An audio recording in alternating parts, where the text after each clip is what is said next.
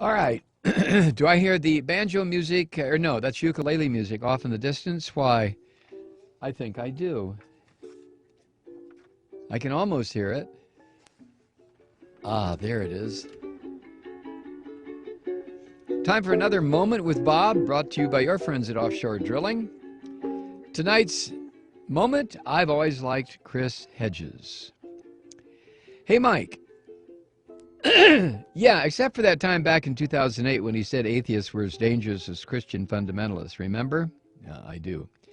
But what the hell? Everybody blows their wheels every now and again. I mean, he earned a Master of Divinity from Harvard Divinity School, so we know he spent a lot of time and allocated a lot of headspace to the study of gibberish.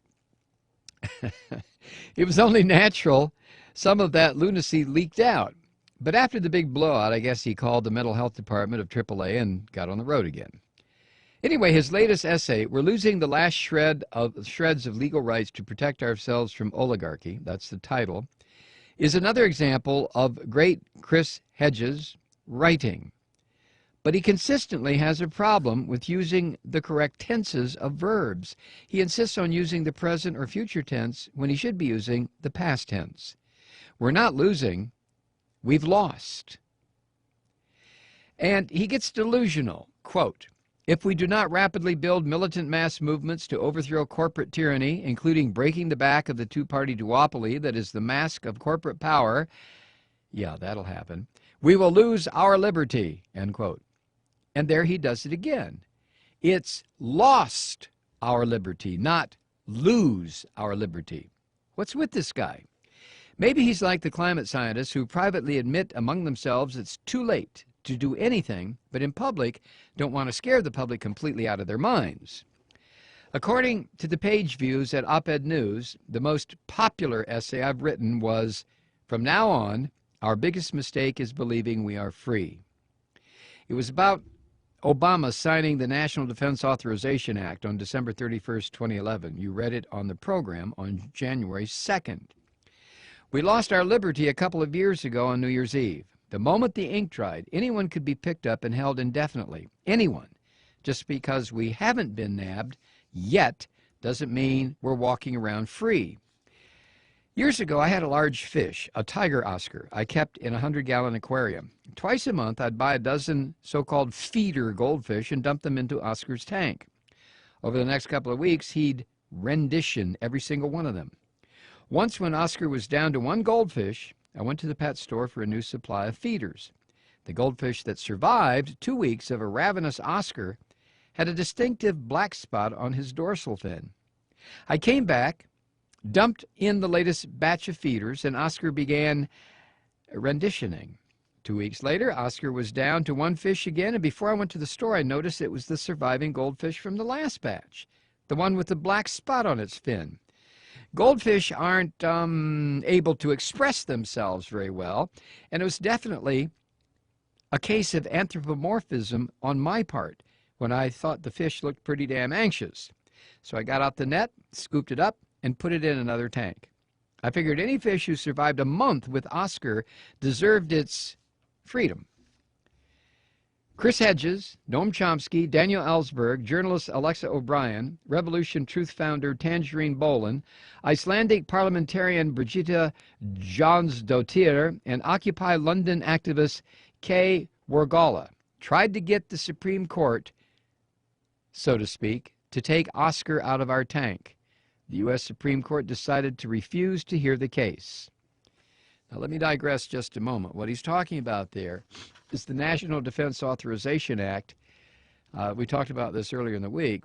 Chris Hedges and these other people sued or tried to bring it before the Supreme Court to have it declared unconstitutional because it clearly violates the Posse Comitatus Act, which I think is the 17th or 18th Amendment of the U.S. Constitution. And the Supreme Court refused to hear it. Back to Bob. Oscar will always be swimming amongst us. We are able to pretend we're free right up until the moment we are eaten. So why does Chris Hedges say we are losing instead of we've lost? Oh, that's right. All is not lost. All we have to do is rapidly build militant mass movements, overthrow corporate tyranny, and break the back of the two-party duopoly that is the mask of corporate power. Check and double check. Whew, I thought we were in trouble there for a minute. Does that mean we have to get together with other liberals and progressives and talk about what we're going to do? Because if that's the case, I'm going to have to tell you another story. Years ago, when I worked for a special effects company, I came to work one day and everybody was just standing around. The big problem was there was a huge piece of equipment that had to be moved. It was very expensive. It was very heavy. The owners of the company were over in the corner of the soundstage talking about the best way to move the big, heavy, expensive thing. All sorts of plans were brought up and discarded. This went on all morning until one of the grips stood up and said, "F it!" He motioned to all of us to follow him, and we went over to the big, heavy, expensive thing. It took over a dozen of us to pick it up and move it to where it needed to go. The owners of the company were aghast. "What if you dropped it? What if you broke it?" they cried. "We didn't," said the grip. "What's next?" Look, we all know what has to happen. We either pull off a national strike or we don't. We either begin the first step toward a revolution or we don't. There will never be a national strike. Therefore, there will never be a revolution, peaceful or otherwise. Next question. What are we going to do about global climate change? It doesn't make any difference what we do. We can all take shorter showers and switch out our light bulbs, recycle, take public transit, reduce our personal carbon footprint to zero, and it won't make any difference. It's capitalism that's killing the planet, not your electric toothbrush. The corporate-controlled countries committed to extracting all the carbon out of the ground and into our atmosphere have no intention of stopping. There will be no revolutions to stop them. Next question. How do you want to spend the last 100 years of human existence? Well, that's an easy one for me. Most of that time, I plan on being dead.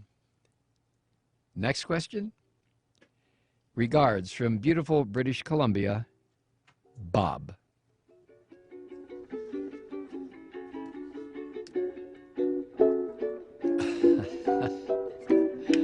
Another Moment with Bob brought to you by your friends at Offshore Drilling.